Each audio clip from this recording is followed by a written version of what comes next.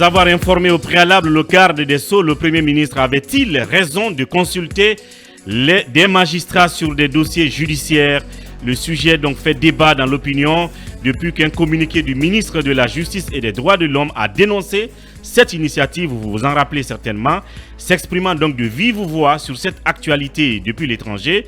Alphonse Charles Wright a déclaré chez nos confrères donc de On refait le monde sur Dioma Media, on cite la politique ne doit pas être la boussole de la justice, a-t-il martelé, même s'il se pose ensuite en partisan convaincu du dialogue entre les autorités de la transition et les forces vives de Guinée.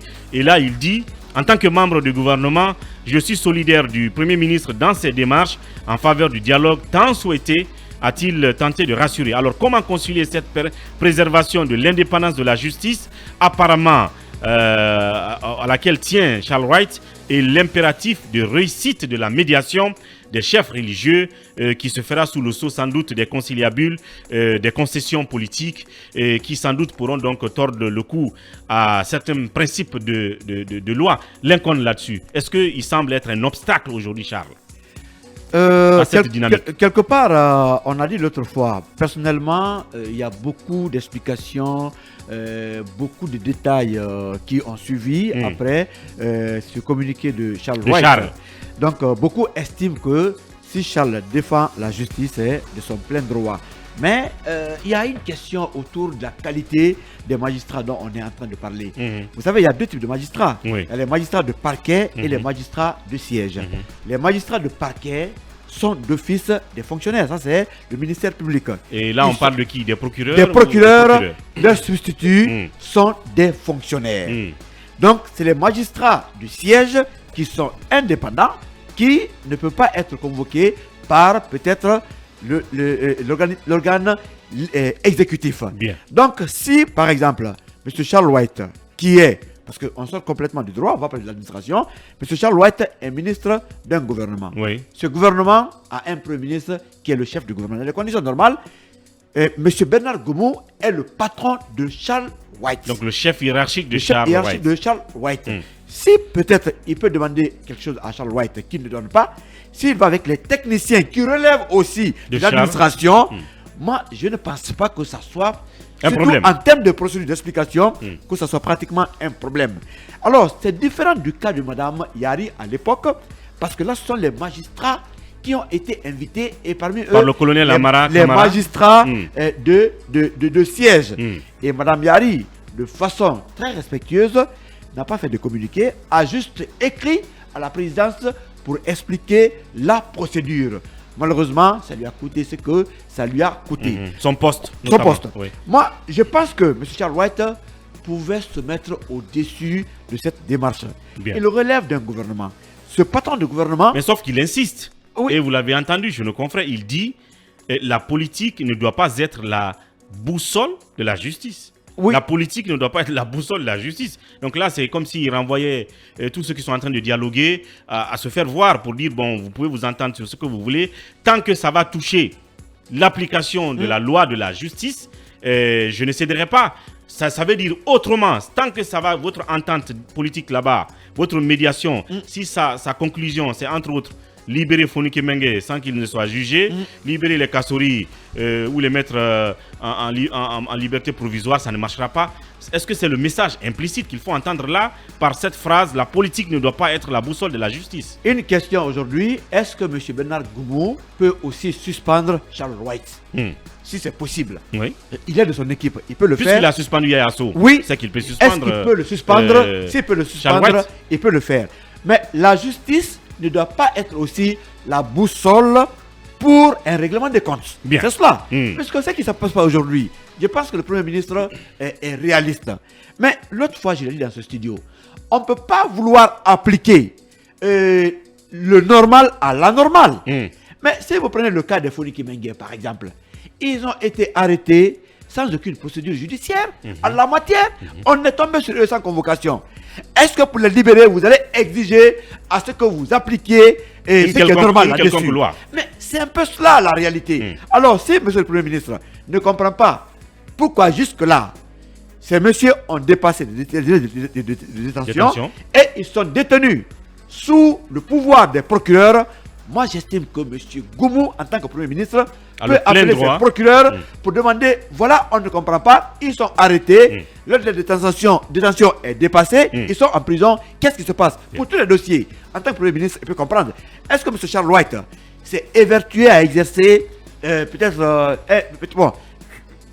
à au moins essayer d'expliquer cela au PM en tant que ministre de la Justice? Est-ce qu'il a été interpellé une fois et qu'il a accepté? Est-ce que oui ou non? Est-ce qu'il y a beaucoup de questions? Moi, je pense que si M.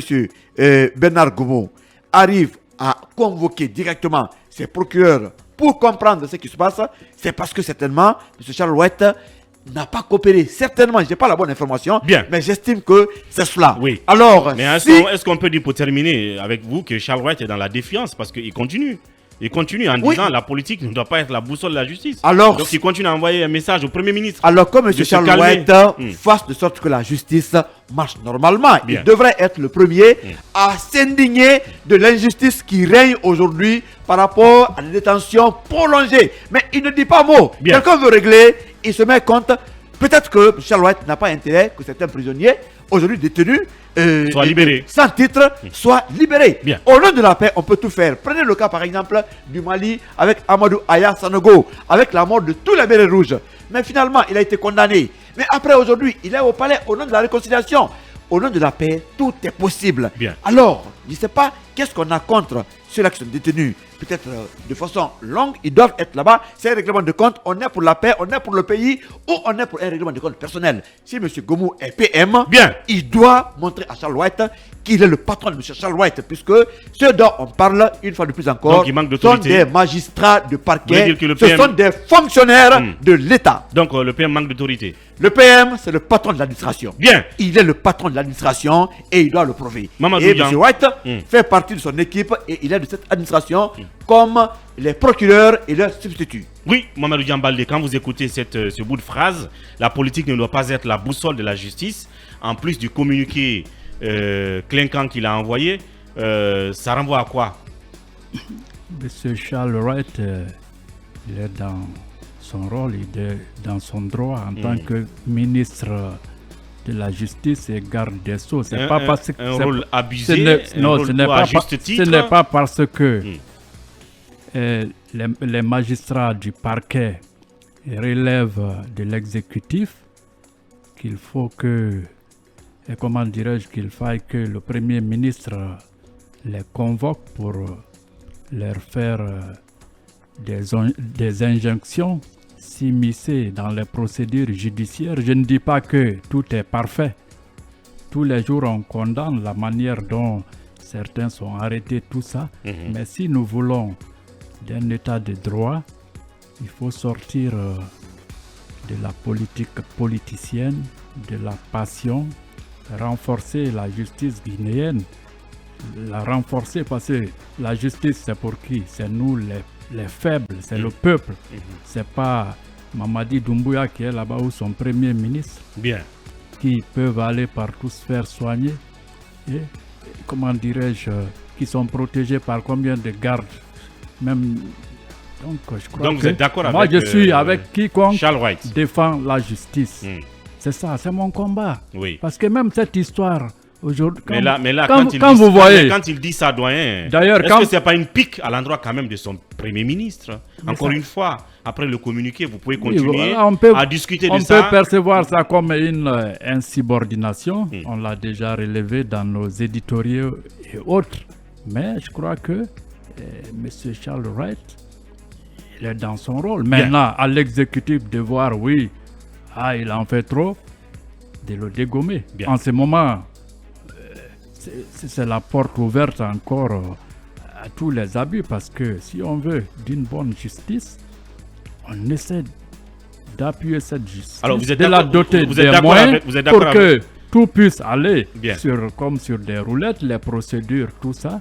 Mais il faut qu'on sache ce qu'on veut. Parce que déjà, Mombo, aujourd'hui, pour sauver la paix en Guinée, même la démocratie, on fait appel à des religieux. Ça, c'est comme si nous étions au Moyen-Âge. Est-ce que vous comprenez? Parce qu'il a fallu que des philosophes des Lumières se battent corps et âme contre l'Inquisition, contre l'obscurantisme. Parce que je parlais hier d'ici de superstition et de religion. Parce que quand vous prenez, vous dites que oui, le dogme, on dit que si tu regardes Jaraï, tu fixes Jaraï, tu passes à la potence. Si aujourd'hui vous voyez que nous sommes là, monsieur Emma est en train de pianoter sur son clavier, il est content, il se photographie, même les imams. Il a fallu que ces gens osent, ils affrontent, ils disent on peut croire en Dieu, mais il faut aussi que nous soyons indépendants, qu'on puisse réfléchir de nous-mêmes. Si on vous suit, ce monde va plonger dans l'obscurantisme. Donc il a fallu un combat. Donc c'est bon à mentionner tout ça. Alors, donc pour moi, M. Charles Wright, il est dans son rôle. Maintenant, c'est un personnage tonitruant, un peu haut en couleur, tout ça. Il sait tout ce qu'il fait. Il aime un peu, comment dirais-je, ça vient sur les réseaux sociaux. C'est l'ère du temps, il est jeune, tout ça. Mais je crois que ce qu'il fait... Vous êtes d'accord avec lui? Je suis d'accord avec lui. Bien, oui, voilà. Emmanuel Milimono, sur la même question. Alors, moi, la première question que je me suis posée quand cette affaire a commencé, parce qu'on parle quand même de justice, comme l'a dit le doyen, est-ce que le Premier ministre peut, par exemple, exercer les prérogatives de l'article 37 du Code de procédure pénale qui permet, par exemple, à quelqu'un de l'administration publique donc, de faire des injonctions, par exemple, ce qui est le plus courant et qui est le plus connu, les injonctions aux fins des poursuites judiciaires. Est-ce que le Premier ministre peut faire des injonctions aux fins de poursuites judiciaires? C'est la question. Est-ce qu'il en a le droit? Oui. Est-ce que la loi lui donne cette prérogative? Parce que, évidemment... Vous avez la réponse? La réponse est non. Bien. La réponse c'est non. Les injonctions aux fins de poursuites judiciaires relèvent du ministre de la Justice. Uniquement. Ça veut dire que même si le Premier ministre est le patron de l'administration, la justice a un patron. Même si ce patron... Oui, mais qu'est-ce qu'il dit que le Premier ministre les a invités pour leur donner des injonctions? Vous n'en savez rien. Vous n'en savez rien. Oui, mais ce qu'on sait... Comprendre les procédures. Dans le climat actuel... À partir du moment où il y a peut-être, ça veut dire qu'il n'y a pas de certitude. Selon des informations, on va s'aider. S'il vous plaît. Selon des informations, le Premier ministre voulait juste comprendre ce qui se passe par rapport aux différentes procédures. Moi, je dis que l'élégance... Je dis que l'élégance aurait voulu que le Premier ministre appelle le ministre de la Justice. Et s'il l'a fait, ces derniers, et s'il l'a fait et que le ministre n'a pas répondu? Vous êtes sûr qu'il l'a fait? Oui, mais là aussi, c'est des informations. Ah, mais attendez, s'il vous plaît. Écoutez, s'il vous plaît. Je sais que... Il y a de certitude nulle part. Non, mais attendez. Moi, je veux qu'on parte sur le principe. Ces deux ne vont pas nous donner se donner gratuitement un spectacle. Moi, je ne vois pas. Le PM ne viendrait pas nous dire tout de suite, non, je l'ai appelé, il n'est pas venu, il va se garder. Parce qu'il est au gouvernement. Mais il y a des informations sourcées qui disent qu'il a eu du mal donc à échanger avec Charles sur ces questions-là. Ce que moi je dis, c'est que pour l'instant, il n'y a aucune certitude selon laquelle le Premier ministre a appelé le ministre de la Justice pour lui demander de lui fournir des informations sur des procédures judiciaires. Sur des dossiers. On n'en a aucune certitude. Mais c'est pourquoi je veux justement, puisqu'il n'y a pas de certitude, je veux qu'on aille sur le principe. Le principe, c'est que le Premier ministre, s'il ne peut pas donner d'injonction aux fins des poursuites judiciaires, il ne peut pas recevoir en privé des magistrats, qu'ils soient debout ou assis. Il ne peut pas le faire. Si cela doit être fait, ça doit être avec la présence du ministre de la Justice. Parce que celui-là a l'autorité qu'il faut pour donner des injonctions à des procureurs. Si le ministre de la Justice introduit des procureurs chez le Premier ministre, c'est dans l'ordre normal des choses. Mais en l'absence du ministre de la Justice, le Premier ministre reçoit des procureurs, ce n'est pas dans l'ordre normal. Il faut qu'on se dise la vérité. Ce n'est pas dans l'ordre normal des choses. Moi, j'aurais bien aimé un Premier ministre qui soit demande au ministre de la Justice de lui apporter des informations, au ministre de la Justice ensuite de prendre ces informations auprès des procureurs, ou que le Premier ministre demande au ministre de la Justice de lui faire venir les procureurs dont il a besoin. Une chose est quand même claire, c'est que quand vous regardez l'architecture aussi comment on appelle, du Conseil supérieur de la magistrature, le ministre de la Justice a une place, mais pas le Premier ministre. Après le président. Oui, mais le Premier ministre n'a pas de place. Non.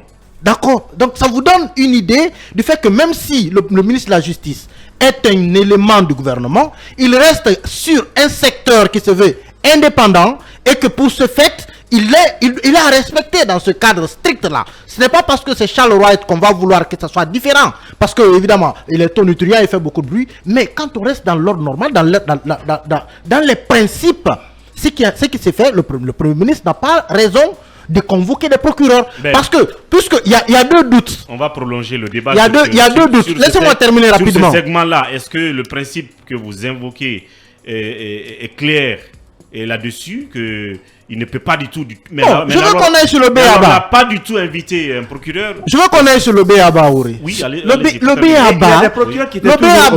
c'est que quand vous regardez le Conseil supérieur de la magistrature, pour terminer, oui. Il y a deux personnalités qui ont de la place là-bas. C'est le président de la République et le ministre de la Justice. Bien. On n'a pas cité le Premier ministre, à ce que je sache. Sauf si je me trompe. Mais jusque-là, le Premier ministre, à ce que je sache, n'a pas de place dans le Conseil supérieur de la magistrature. Alors, ça veut dire qu'il n'a pas d'autorité directe. Bien, on a compris. On a compris le rappel des principes. Deuxième chose. Non, la question maintenant, on a compris le rappel des principes. La question, est-ce que en faisant ça, Charles s'avère s'illustre comme un obstacle à la dynamique de médiation? Je vois cela sous deux aspects. Oui. Le premier aspect, c'est que soit on est dans un cadre où Charles Wright est bien au sérieux, donc il défend les principes de la justice, l'indépendance de la justice, et cela évidemment, ça peut devenir un boulet, mais un boulet de principe, un boulet qui se veut juste quand même. Il est dans son droit, dans son corps défendant de faire ce qu'il fait. Deuxième élément. Qu'il prenne en compte cette jurisprudence. Justement, c'est ce que je veux dire. Cette jurisprudence parallèle qui est en train de se passer à travers le dialogue. Attention. Deuxième élément sur lequel je comprends cette affaire, c'est que on est dans un grand jeu de dupes où on savait pertinemment que puisque ce sont les dossiers de justice et qu'on ne veut pas qu'ils évoluent comme tels, alors on confère à Charles Wright le rôle de sortir à un moment donné et de se proposer comme un obstacle. Donc c'est une manœuvre, à la procédure. C'est une manœuvre du gouvernement. Il y a deux choses. Soit c'est une manœuvre, donc un jeu de dupes, soit Charles Wright est dans le sérieux, il défend la justice, et dans ce cas, il a raison, il est à supporter, à soutenir dans cette lutte-là. Oui, justement, maintenant l'option de manœuvre que tu évoques là, eh bien, ça a tout son sens. Enfin, ça peut avoir son sens. Je ne suis pas affirmatif parce que l'un qu'on l'a dit, autant il est assez clinquant sur ça, sur cet aspect-là, il peut l'être aussi sur d'autres. Il est silencieux sur d'autres sujets. C'est pourquoi il faut prendre la chose sur les deux aspects. Voilà. Et pour l'instant, on n'a aucune certitude par rapport à ni l'une ni l'autre des manœuvres. Bien. Moi, je pense qu'on reste sur le principe. Le principe, c'est que le Premier ministre ne doit pas convoquer les procureurs. Mais il y a des procureurs qui étaient toujours au palais ici sans leur ministre. Bien. Voilà, on a vu les procureurs. Officiellement, ça n'a pas été le cas. Ça, c'est. Emma, on a vu ces procureurs. Donc Charles Wright lui-même. Il y a les rencontres vérifiées. Ces procureurs étaient toujours au palais avec le président, le Premier ministre, mais sans à l'époque leur ministre. Il y a des rencontres officieuses. C'est pourquoi je dis qu'il y a une indignation sélective. Tantôt on est pour quand ça nous arrange, on est contre quand ça nous arrange pas. Voilà. Girassi. Ouais, moi je pense que ce que Charles Wright dit, il a parfaitement raison, il est dans son rôle, je suis parfaitement en phase avec lui, puisque je suis de ceux qui pensent qu'il faut quand même faire en sorte que notre justice soit indépendante. C'est très important parce que vous savez, notre histoire politique en a besoin. Il s'est passé beaucoup de choses. C'est aussi une justice qui est en transition, hein. Mais bien sûr. Voilà. Mais une justice en transition, il ne faut pas perdre ça de vue et nous sommes... On est dans une situation d'anormalité politique. Bon, je ne dirais pas cela, mais en tout cas, je pense que nous en avons besoin. Ce qu'il a dit, il a parfaitement raison. C'est pas au nom d'une quelconque paix qu'il faut jeter cette justice en pâture. Mais la paix dont on parle n'est pas quelconque, Yaraï. Tu es d'accord avec moi? Je suis d'accord, mais après, il y a des procédés pour aboutir au résultat escompté, pour aboutir à cela. Je pense qu'ils sont déjà en prison. Ceux dont on parle, dans les préalables, ceux dont on parle sont en prison. Il faut maintenant aller au procès. Pourquoi pas? Et après, le président a quand même le pouvoir de les gracier. Pourquoi? Ça aussi, ça y va dans le cadre de la préservation de la paix. Si le PM invite, on ne peut pas faire le procès. Le ministre ne s'indigne pas par rapport à ça. Qu'est-ce que tu veux? On refuse d'organiser le procès. Bien. Il faut voir clair. Les relaxer tout simplement maintenant là, je pense que c'est pas une bonne image que cela va renvoyer à la justice. Oui, mais ils sont Bien sûr, vous détenus avez vu arbitrairement.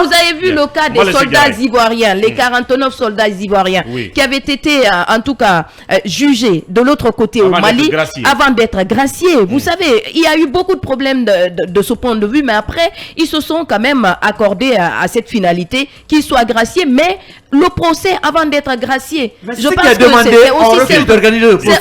C'est aussi simple 8 mois, plus de 8 mois en prison. C'est aussi simple que ça. Si vous laissez, les preuves, tout s'est passé en Guinée. Si vous laissez la latitude au Premier ministre d'appeler des magistrats de ce côté pour justement évoquer les dossiers judiciaires, je pense que vous ouvrez une brèche officiellement pour, en tout cas, les membres du gouvernement. Il a le droit de comprendre. Vous ouvrez une brèche pour les membres du gouvernement de s'infiltrer dans les dossiers judiciaires et c'est pas une bonne image à renvoyer dans l'opinion publique. Mais bien sûr, c'est pas une bonne image. C'est pas du tout une bonne image. Laissez la justice faire son travail. Mais il faut laisser la justice faire son travail. Je ne dis pas que les choses se sont passées en fonction, normalement en fonction des dossiers, mais je pense que si on est arrivé jusque-là, il faut quand même laisser le procès se tenir et justement situer la responsabilité. Mais encore une fois, si ceux dont vous parlez là, vous pensez qu'ils n'ont rien fait, que c'est un manque de volonté, je pense que ceux-ci là, ils ont quand même le droit d'aller en procès et peut-être demander une indemnisation pour tout ce qu'ils ont vécu en prison. Et en phase avec Charles White. Oui, vite fait, rapidement. Un détail rapidement, c'est que le danger avec cela, c'est qu'aujourd'hui, le Premier ministre peut appeler des procureurs de bonne foi pour vouloir régler des problèmes. Mais c'est une brèche quand on l'ouvre. Demain, il pourra aussi les appeler de mauvaise foi pour dire je veux que vous mettiez telle personne en prison, je veux que vous poursuiviez telle personne. C'est un précédent qu'il ne faut pas accepter. Tout doit respecter les procédures, même si c'est pour revenir à la paix. Il faut de la procédure. Parce que lui-même, il est injusticiable. Justement, il faut éviter d'ouvrir des brèches qu'on ne peut pas fermer après. C'est-à-dire, ils parlent comme s'ils ne sont pas en Guinée. L'incol, tu ne connais pas la situation mieux que tout le monde. Non, oui, mais bien sûr. On connaît tous le tableau. Mais c'est comme si on n'est pas en Guinée. Mais c'est ici qu'on dit que l'exécutif ne doit pas se mêler de dossiers judiciaires. Ça, c'est peut-être juste une façon de parler. Mais à l'allure où vont les choses, on a comme l'impression que ces dossiers judiciaires sont politisés. Mais oui, qu'est-ce qui empêche un État, une justice d'organiser un procédé des infractions ont été commises ici en Guinée. Après 8 mois, il n'y a pas la volonté. Le ministre de la Justice ne s'indigne pas, ce n'est pas son affaire. Si le Premier ministre veut comprendre pourquoi on n'organise pas, il n'a pas donné d'injection. Mais pourquoi on est incapable d'organiser? Lui, il est mieux imprégné de la situation que nous. Hein. Non, mais il ne comprend pas parce que Charles White allait être la bonne personne de nous expliquer pourquoi sa justice n'est pas capable d'organiser. Au Conseil supérieur de la magistrature, ici, lorsque le ministre de la Justice, qui est vice-président du Conseil, a échoué, on veut appliquer c'est le président de la République, pas le Premier ministre. Tirer sur la ficelle. Merci, c'est pas normal. C'est au président de la République d'intervenir. À présent, Mamadou Abalde, pour votre lecture. Alors, le sujet de ping-pong entre le Premier ministre et le ministre de la Justice, tout ça ressemble à une théâtralisation pour moi. Parce que c'est une théâtralisation. Donc une manœuvre. Du cinéma. Parce que pour moi, on ne peut pas, en tout cas, voir ce jeu-là, ce spectacle-là, continuer comme ça entre un Premier ministre. Il n'est pas d'accord. Bon, c'est son droit, naturellement. Alors, mais je pense que tout ça, c'est du théâtre, c'est du cinéma. Donc, ce n'est pas normal. Donc, je pense que pour mettre fin à ça, il va quand même, il y a un arbitre. L'arbitre, c'est qui? C'est le président de la transition et c'est le président du Conseil supérieur de la magistrature. Donc, je pense que si ça continue comme ça, ce n'est pas beau pour le gouvernement, ce n'est pas beau pour l'État. Je pense qu'il faut que le président de la transition siffle la fin de la récréation. Justement, en politologue, quand Charles dit derrière cette phrase, la politique ne doit pas être la boussole de la justice, est-ce une pique? Est-ce une défiance vis-à-vis du PM, n'est-ce pas, qui est dans la dynamique de la médiation avec les forces vives? Charles essaie de se positionner sur les principes, mais encore que nous savons les imbrications qu'il y a entre la politique et la justice dans nos États. Sous nos tropiques. C'est extrêmement compliqué. Bien. Et moi, je pense qu'aujourd'hui, vu la situation politique, c'est cette formule qu'il faut déconstruire. Il faut changer. C'est cette formule qu'il faut. Il ne faut pas qu'on nous fasse comprendre que le fait que l'exécutif s'immisce dans le judiciaire, que c'est quelque chose de normal. C'est anormal. Il faut que nous, citoyens, que nous comprenions ça. Quand même. Il faut que nous acceptions ce changement-là. Aujourd'hui, au regard du contexte actuel dans lequel nous sommes, je pense que il est important de voir comment est-ce que ces procédures-là, en tout cas, se situent, surtout lorsque ces procédures-là ont été biaisées sur toute la ligne. Je pense qu'il est temps de les révisiter et de voir si ça peut aider à venir vers la paix civile, la paix sociale, qui garantit la démocratie. Pourquoi pas? Je pense que, comme l'a dit Lincoln, rien ne vaut la paix civile dans le pays. La paix, mais pas de la théâtralisation, comme dit Mamadou Yaya. On verra bien la suite de tout ça.